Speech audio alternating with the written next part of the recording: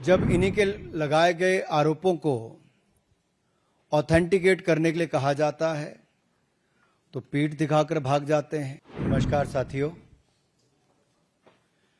चुनाव दर चुनाव हार और जनता से नकार दिए जाने वाले एक नेता जिनके नेतृत्व में लगभग 90 चुनाव कांग्रेस पार्टी हारी, उनकी हताशा निराशा दिन पर दिन बढ़ती जा रही है और आरोपों की राजनीति को इन्होंने अपना आभूषण बना लिया है।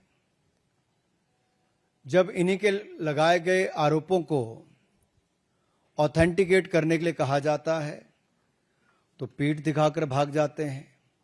शपथ पत्र देने के लिए कहा जाता है तो मुकर जाते हैं। गलत और निराधार आरोप लगाना राहुल गांधी जी की आदत बन गई है। It has become a habit of Shri Rahul Gandhi to make incorrect and baseless allegations. और बार बार आरोप लगाने के बाद माफी मांगने का काम और कोर्ट से फटकार खाने का काम राहुल गांधी जी का हो गया है। आप देखिए, राफेल हो, चौकीदार चोर हो, या फिर सावरकर जी या आरएसएस की बात, या फिर पेगासस के मामले, इन सब पे इनको फटकार ही लगी है। कई बार कोर्ट में माफी मांगनी पड़ी। तो कीचड़ उछालो और भाग जाओ हिट एंड रन के मामले राहुल गांधी जी के कई हैं। आज की प्रेस कॉन्फ्रेंस में हाइड्रोजन बम फोड़ने वाले थे, फुलझड़ी से काम चलाना पड़ा, वो भी फुस हो गई। क्या हो गया? इलेक्शन कमीशन ने बड़ा स्पष्ट कहा है कि no deletion of any vote can be done online by any member of public. Online किसी भी वोट को नहीं काटा जा सकता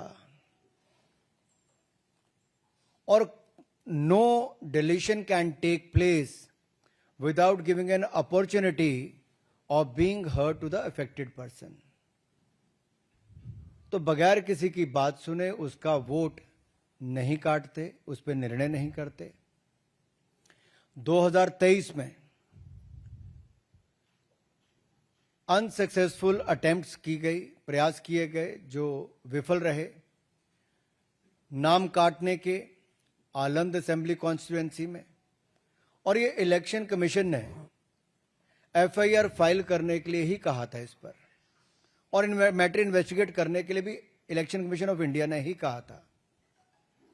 इलेक्शन कमीशन ने मोबाइल नंबर पहले ही उपलब्ध करवा दिए हैं, आईपी एड्रेस अगर दे दिए हैं।